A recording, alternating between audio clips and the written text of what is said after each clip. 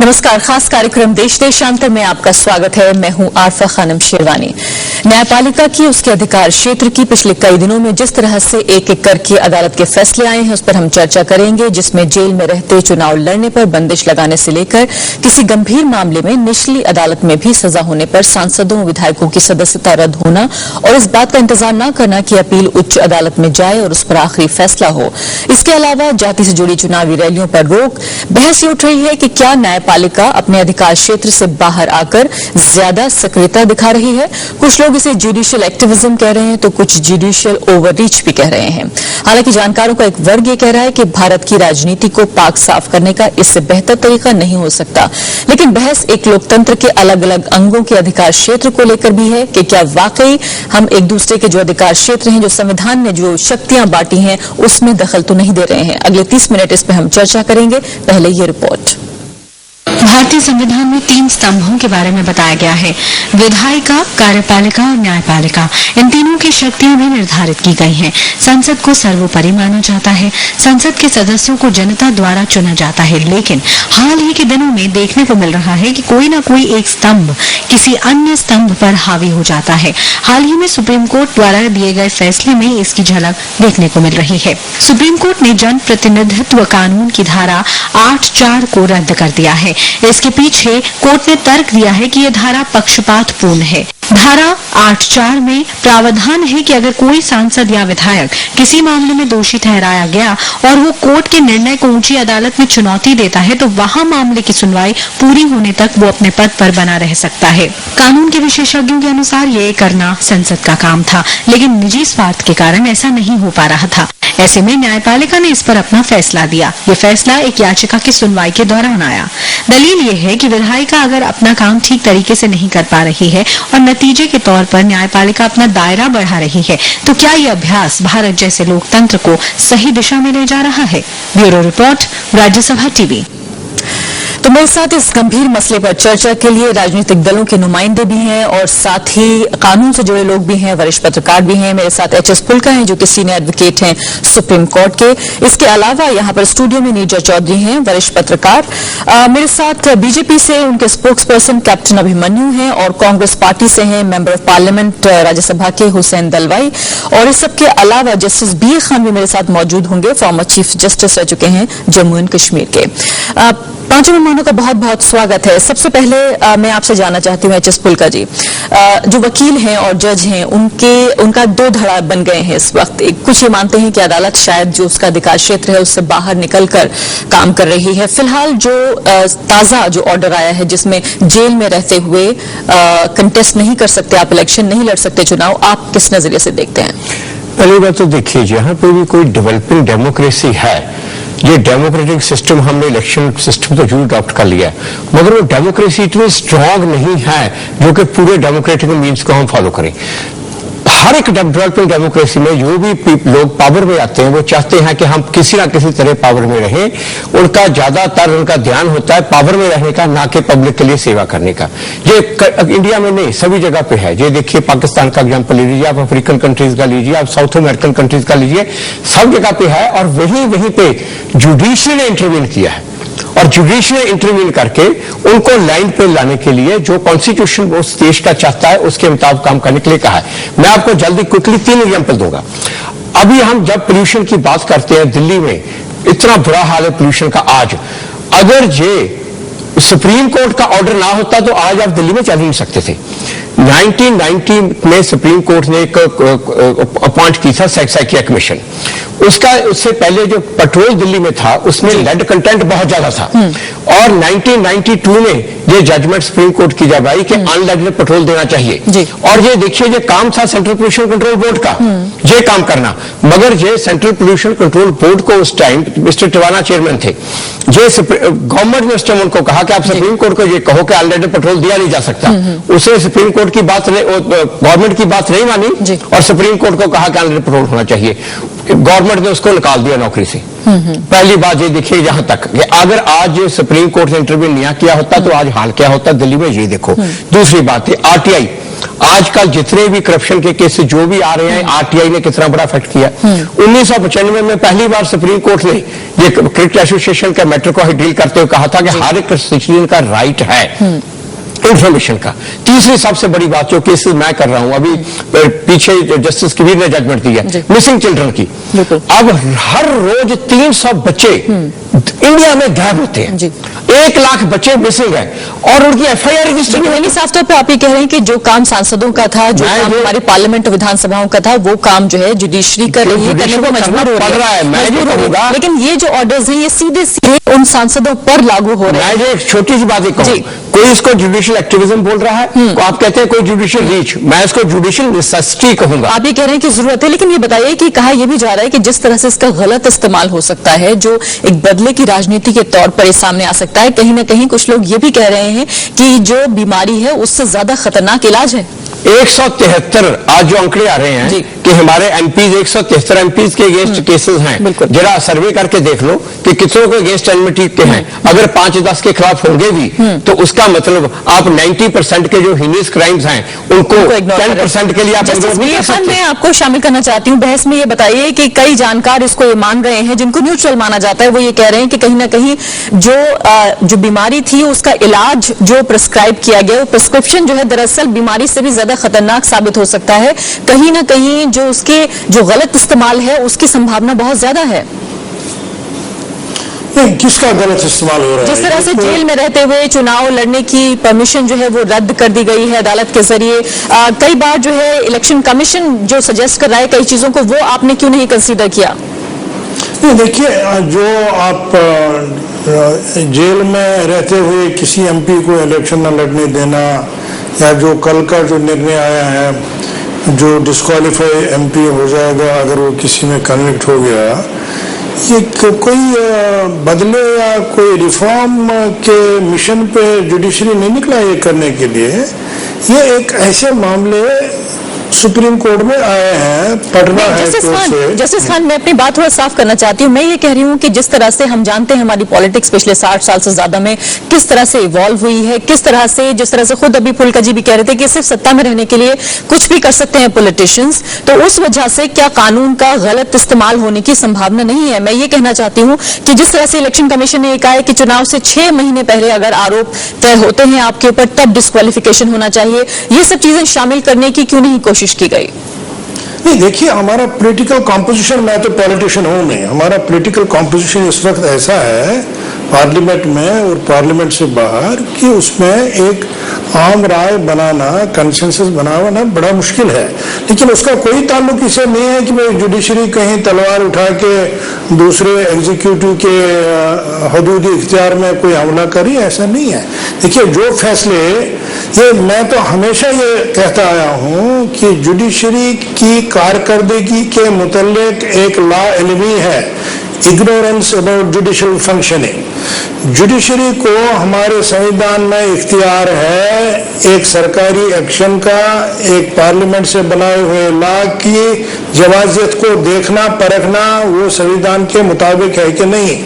अगर ऐसे में कोई मामला सुप्रीम कोर्ट में आता है या हाई कोर्ट में आता है और उसमें कोई फैसला होता है, उस फैसले को बेशक आप कहिए कि आपकी नजर में गलत है, लेकिन वो अदालत का इख्तियार है ऐसा फैसला देना।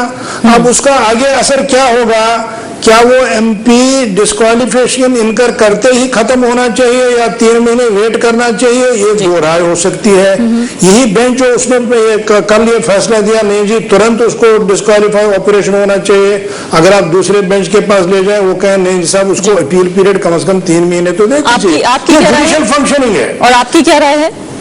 मेरी राय यह है कि इस फैसले से एक बेटर बैलेंस्ड होता अगर ये कहा जाता कि अपील पीरियड जो है 3 महीने का, तब तक इसको रहने दीजिए। अगर उस अपील पीरियड में इसने स्टे नहीं लाया तो वो खुद ब खुद खत्म हो जाएगा। यानी कि जस्टिस खान आप ही कह रहे हैं कि बेहतरी की गुंजाइश जो है अभी छूटी हुई है और अगर हर फैसले में होते हैं। देखिए, इससे पहले इसी मुद्दा 8-4 पे एक कॉन्स्टिट्यूशन बेंच का फैसला है जिसमें 8-4 को जायज दिया गया है।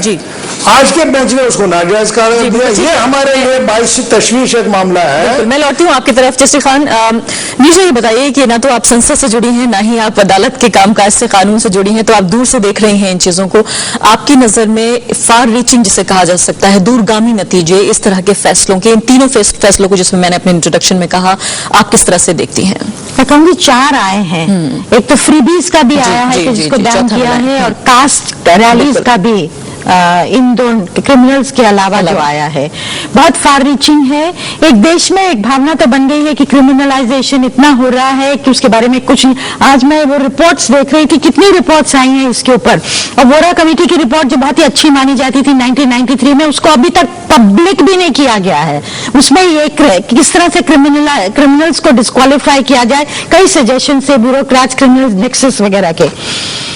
तो मैं कहूंगी कि इंटेंट कोर्ट का सही है, और जो उन्होंने कहा है कि जो इनका कन्विक्शन हो गया है वो सेक्शन 8 जो आरपी एक्ट का, उसके तहत उसको अल्ट्रा वायरस बताया है, मतलब ये नहीं कंटिन्यू करेगा। वो जो कन्विक्टेड है, चाहे लोअर कोर्ट से हो, वो एक जुडिशियल प्रोसेस के थ्रू हुआ है, जिसमें एप्लीकेशन ऑफ माइंड हुआ है।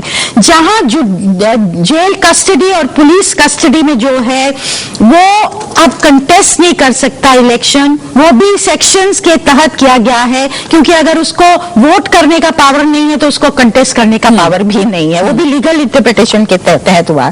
पर यहां एक सवाल उठता है कि इसका मिसयूज का सवाल उठता है, और कई पॉलिटिशियंस ये चीज उठा रहे हैं कि अगर आप अपने अपोनेंट को 2 दिन पहले नॉमिनेशन खत्म होने से जेल में डाल देते हैं, और वो कौन करेगा? वो जुडिशियल अथॉरिटी नहीं करेगी, वो थानेदार करेगा। वो थानेदार किसके अंडर काम करता है? वो जो उस समय की सरकार है उसके अंडर। हम लोग जानते हैं, यानी कि अदालत के इंटरवेंशन से बहुत पहले कुछ हो चुका होगा। मतलब थानेदार करेगा, और आप 2 दिन पहले करेगा, कर सकता है, और नॉमिनेशन का टाइम खत्म हो गया। फ्लिमजी ग्राउंड पे किया, पर आपका रिड्रेसल क्या है? आप तो बिल्कुल बाहर हो गए इलेक्शन प्रोसेस से, तो क्या रेमेडी आपके सामने होगी? तो इस चीज का मिसयूज हो सकता है, और काफी बड़े पैमाने पे हो सकता है। अगर इलेक्शन कमीशन जो कह रही है कि 6 महीने पहले आरोप अगर तय हो, आपको लगता है ये कहीं फीजिबल नजर आता है? वो अगर आरोप तय हो और उसमें एक सेफ गार्ड बिल्ड होगा। तीसरी जो चीज जो क्वेश्चन मार्क मुझे लगता है वो है फ्रीबीज को लेके। आप फ्रीबीज कैसे डिफाइन करेंगे? एक पार्टी की, आज देखिए यूपीए फॉर इंस्टेंस, वो एक राइट्स बेस्ड फ्रेमवर्क देश को देना चाह रही है, right to employment, right to education, right to information, अब राइट टू फूड सिक्योरिटी। आपका गेहूं, चावल, कोर्स ग्रेन 2 रुपए 1 रुपए में मिलेगा, क्या आप उसको फ्रीबी कहेंगे, या आप पॉलिसी कहेंगे? पॉलिसी और एक आइडियोलॉजिकल फ्रेमवर्क है जिसमें आप कहते हैं कि 6 दशक बाद भी अगर आपके 2/3 लोगों को खाना नहीं मिल रहा, तो क्या वो सरकार की प्रायोरिटी होगी? मुलायम सिंह की पार्टी, अखिलेश यादव की सरकार ने कहा कि नौजवानों को लैपटॉप मिलेंगे, टैबलेट्स मिलेंगे।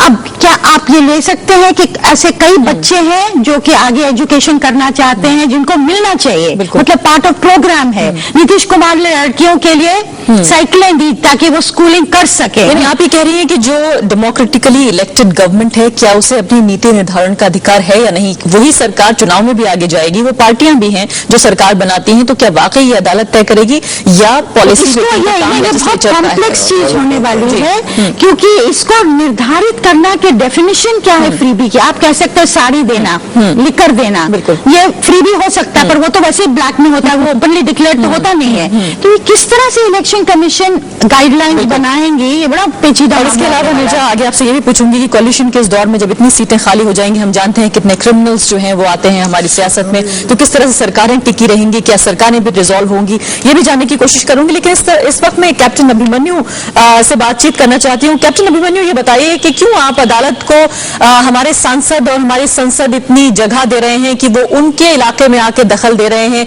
क्यों नहीं खुद पॉलिटिकल पार्टीज ने इस बात पे पाबंदी लगाई कि जो क्रिमिनल्स हैं, जिन लोगों ने जुर्म किया है, वो सियासत में ना आए? एक डेटा मेरे पास है जो बता रहा है कि लगभग 30% के आसपास हमारे रिप्रेजेंटेटिव्स ऐसे हैं जो राजनीतिक नुमाइंदे हैं, जो क्राइम की दुनिया से, जुर्म की दुनिया से आते हैं। ऐसा क्यों नहीं किया? बीजेपी का पॉइंट ऑफ व्यू। अरफा जी, मैं इस पूरी बहस को एक ब्रॉडर पर्सपेक्टिव से शुरू करके आपके सवाल का उत्तर देना चाहूंगा कि भारत के लोकतंत्र में doctrine of separation of powers के आधार पर तीनों स्तंभों का कार्य विभाजन बड़ा स्पष्ट रूप से किया गया है और उसमें हमारा सौभाग्य है कि हमारी जो न्यायपालिका है वो पूर्ण रूप से स्वतंत्र है और भारत का लोकतंत्र अभी विकास हो रहा है, अभी हमारी डेमोक्रेसी इवॉल्व हो रही है और उसमें सभी स्तंभों का they are all equal stakeholders. तो उसमें हमारे संविधान के प्रावधान के अनुसार भी जुडिशरी को कुछ लेजिस्लेटिव पावर्स दी गई हैं। तो जब ऐसा अनेक बार हुआ है कि कभी कभी लेजिस्लेचर अगर अपनी कहीं फेलियर होता हुआ दिखाई देता है, कहीं कोई कमी होती दिखाई देती है, एग्जीक्यूटिव डिसीजंस में भी कहीं कमी होती दिखाई देती है, तो जुडिशरी ने आगे बढ़ करके हमको एग्जीक्यूटिव डिसीजन देते हुए कई विषयों पर इतनी महत्वपूर्ण गाइडलाइन दी है और इसी तरह से लेजिस्लेचर गाइडलाइन भी दी है। कितने ही कानून हैं जो जुडिशियल जो उनके इनिशिएटिव के कारण आज देश के अंदर बने हैं। सवाल यह है कि आज देश में ऐसी परिस्थिति क्यों बन रही है कि हमारे कार्यपालिका भी आज कोई निर्णय करना नहीं चाहती। एक पॉलिसी पैरालिसिस की सिचुएशन जो है वो हमारी विधायिका में भी आ गई है कि सब निर्णय कोर्ट के माध्यम से जाकर के कराइए। जब हम कोर्ट को स्वयं इतना स्थान देते हैं कि कोई अधिकारी निर्णय करने को तैयार नहीं है, न्यायालय से निर्णय लेकर के आइए, तो हमको कोई अधिकार नहीं है हम ये कहें कि जुडिशियल एक्टिविज्म और जुडिशियल ओवररीच ये ठीक नहीं है। ये एक नई बहस की शुरुआत जरूर आज हुई है कि जो नीरजा जी ने जो विषय उठाए हैं कि इन अगर चारों जो निर्णयों के मैं डिटेल में जाना चाहूं कि जो क्रिमिनल्स को लेकर के जो संसद में, विधायिका में या जो जनप्रतिनिधि चुन करके आते हैं उसको लेकर के जो निर्णय आया है, अब वो निर्णय की जो मूल भावना है वो स्वागत के योग्य है कि सुप्रीम कोर्ट ने या हाई कोर्ट ने चाहे वो जातीय रैलियों पर प्रतिबंध लगाने की बात की है या फ्रीबीज के ऊपर प्रश्न चिन्ह उठाया है, तो एक हमारी राजनीति को सफाई करने की तरफ एक कदम आगे बढ़ाया है। इससे बहस होगी, इसके अंदर कहीं ना कहीं जो कमियां दिखाई दे रही है उन कमियों के ऊपर भी हम विचार करने के लिए विवश होंगे। मैं परमा जी एक बात कहना चाहूंगा कि हमें ध्यान ये देना होगा कि इसका जो मिसयूज और अब्यूज की जो पॉसिबिलिटी है, जब जुडिशरी भी कोई निर्णय करे, जब सुप्रीम कोर्ट भी कोई निर्णय करे, तो उसकी जो संभावित उसके अलग अलग पक्ष और बिंदु हैं उनको ध्यान रख करके अगर उसको भी गाइडलाइन आगे दे तो और अच्छा। नहीं तो आप विचार कीजिए कि अगर इमरजेंसी में जो पूरा देश का विपक्ष का नेतृत्व तो जेल में था, अगर वो जेल में आज के इस कानून के संदर्भ में जो जुडिशरी ने दिया है तो वो देश की लोकतंत्र की लड़ाई लड़ी नहीं जा सकती थी। वो सारे हमको जनता करनी पड़ेगी कि पॉलिटिकल केसेस में या हीनियस क्राइम और मॉरल टर्पिट्यूड के केसेस में। बिल्कुल कैप्टन अभिमन्यु, आप ये कह रहे हैं कि एक पॉलिटिकल पार्टी के तौर पर, मुख्य विपक्षी पार्टी के तौर पर आप अदालत के इस फैसले का स्वागत करते हैं या आप ये चाहते हैं कि इसमें कुछ तब्दीलियां हो? बहुत संक्षिप्त में। जी निश्चित तौर पर ये एक अच्छी शुरुआत है, इस पर बहस हो, चर्चा हो और हम पॉलिटिकल पार्टीज भी हमारे भारत के लोकतंत्र में जिम्मेदार स्टेक होल्डर्स हैं। हमें अपनी जिम्मेदारी निभाते हुए बिल्कुल मैं सही कहूंगा कि विधायिका को अपना काम करना चाहिए, कार्यपालिका को अपना काम करना चाहिए और जुडिशरी भी अपना काम ही अच्छी प्रकार से कर सकती है। अच्छा कानून भी विधायिका ही बना सकती है, अच्छा निर्णय वो कार्यपालिका ही अच्छे कार्य को अंजाम दे सकती है। विधायिका का काम है, जो न्यायपालिका का काम है कि विधायिका द्वारा बनाए हुए कानून पर अपने निर्णय देना। बिल्कुल। हुसैन दलवाई साहब जो कि मेंबर ऑफ पार्लियामेंट है कांग्रेस पार्टी के राज्यसभा से, हुसैन साहब ये बताइए कि आप पॉलिटिकल पार्टी के तौर पर इसे कैसे देखते हैं, खुद निजी तौर पर कैसे देखते हैं? कपिल सिब्बल साहब ये कह चुके हैं कि अदालतें जो हैं वो पूरी तरीके से जो लेजिस्लेचर का जो मकसद है, पूरा एक ब्रॉड जो उनका ऑब्जेक्टिव है उसको समझ नहीं पा रही हैं अदालतें दरअसल, और ये काम उन लोगों का है जो कि जनता के जरिए चुने गए हैं, यानी कि हमारे सांसद और हमारे विधायक। आपका क्या ओपिनियन है? नहीं, ऐसा मैं पूरी तरह से न्यायपालिका का आदर करके कहूंगा कि कई बातों में उन्होंने मार्गदर्शन जरूर करना चाहिए अगर कुछ गलती है तो, लेकिन उसके ऊपर निर्णय लेना ये जहां तक विधायिका का काम है वो विधायिका ही करना चाहिए। डायरेक्ट अगर इस तरह से निर्णय होने लगेंगे तो एक तरह से कार्यपालिका, न्यायपालिका, विधायिका इसमें तनाव पैदा हो जाएगा और उसका असर ये राजनीति आगे जाना, यानी यहाँ की डेमोक्रेटिक जो परंपरा है वो और मजबूत होने में मेरे ख्याल से दखल अंदाजी करना गलत होगा। मैं तो ये कहूँगा हमारी डेमोक्रेसी यंग डेमोक्रेसी है और उसमें बहुत सारे बदलाव आएंगे और एक कॉन्शियसली करना चाहिए। यहाँ भी बहस में एक बात आई है और मैं वो ज्यादा महत्व की मानता हूँ कि सारे दल इकट्ठा आके या समाज में भी इसके ऊपर विचार करना चाहिए और खास करके दलों ने अपनी एक ये बनानी चाहिए कि कहाँ तक हम जाएंगे। जैसा कि कोई क्रिमिनल इलेक्शन लड़ता है तो उसको लड़ने देना चाहिए कि नहीं देना चाहिए, पार्टी ने खुद निर्णय लेना चाहिए कि इस तरह का निर्णय नहीं होना चाहिए। लेकिन उसका मिसयूज हो सकता है, ये भी हम ध्यान में रखना चाहिए। वही बात है कि जिस तरह से नीरजा ने कहा कि ये कैसे मुमकिन हो पाएगा, अदालत के इंटरवेंशन से बहुत पहले वो काम हो चुका होगा जो दरअसल हमारे राजनीतिक दल कर चुके होंगे। तो साफ तौर पर जिस तरह से जनता के जरिए एक लोकतंत्र में जो नुमाइंदे आते हैं, जिनको जनता जिसमें विश्वास रखती है, वो संसद जिसे हम एक पवित्र भवन हम कहते हैं, कहीं ना कहीं फैसले जो वहां लिए जाने चाहिए वो अदालतों में ले जा रहे हैं। आपको लगता है कि हम ठीक कर रहे हैं ये काम? आपने कहा कि डेमोक्रेसी का जो डेवलपमेंट हो रहा है, एवोल्यूशन हो रहा है, लेकिन क्या लोकतंत्र का विकास सही दिशा में हो रहा है? नहीं, कुछ बातें हैं जरूर। जैसा कि मैं जब से आया हूं तब से देखता हूं कि विरोधी दल के लोग संसद चलाने ही नहीं देते और गलत बात है। जहां आपका मतभेद है तो मतभेद रखना चाहिए, उसके ऊपर बहुत सारे आयुध है जिसके जरिए आप उसके ऊपर बहस कर सकते हैं। गलत होगा तो गलत बता सकते हैं, मीडिया उसका ये लेती है, जहां मीडिया उसके ऊपर लिखती है लोगों तक वो बात जाती है, लेकिन संसद ही चलाने नहीं देना वो गलत बात है। इससे कुछ लोगों में एक ऐसा आता है कि संसद चाहिए, संसद यानी चलती ही नहीं, ऐसी संसद क्या के लिए ऐसा लोगों को लगने लगेगा और वो सबसे डेंजरस बात है, ऐसा मुझे लगता है। बिल्कुल। फुल्का जी, मैं आपकी तरफ आना चाहती हूँ। पीआईएल पे भी कई लोगों ने बहुत सवाल उठाए कि पीआईएल के थ्रू कहीं ना कहीं अदालतें इस देश को चला रही हैं, जिसका जिम्मा दरअसल सरकार का है। आपको लगता है ये बात सही है? देखिए, ये बात नहीं है। जब भी ज्यादातर जो पीएल में ऑर्डर होते हैं, ठीक है 10% होते होंगे, 90% वो होते हैं जो कि लॉ ऑलरेडी कहता है मगर वो लॉ को इम्प्लीमेंट नहीं किया गया, वहां पे जाके होते हैं। लेकिन लॉ का इंटरप्रिटेशन तो अदालत का काम। इंटरप्रिटेशन तो बिल्कुल अदालत का काम है, अदालत का इंटरप्रिटेशन कर रही है अदालत, तो उनकी जुडिक्शन है, जुडिक्शन करके अगर वो इंटरप्रिट करते हैं तो बिल्कुल उनका राइट बनता है। अब यहाँ पे जैसे मैंने आपको कई एग्जाम्पल दी, तो उन एग्जाम्पल्स में अगर जे कोर्ट इंटरफेयर ना करती तो वो अब कहीं का कहीं आपका ये तो जहां पे बुरा हाल होगा। एक आप बात देखिए, ये जो अभिमन्यु जी ने सही कहा था कि ये जो एग्जेक्टिव ने ये कर लिया तो ये अडॉप्ट के जाके आप कोर्ट से करवा लो।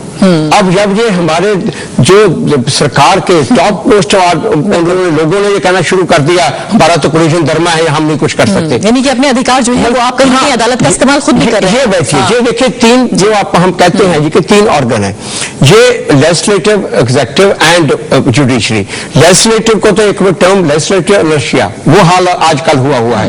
इन्होंने डिस्ट्रप्शन की बात की है। ये लोकसभा में 2011 में 30% डिस्ट्रप्शन थी और राज्यसभा में 35% डिस्ट्रप्शन थी। अब ये देखिए 2009 में 27% बिल पास हुए हैं जिसमें 5 मिनट से कम डिबेट्स हुई है, 5 मिनट से कम।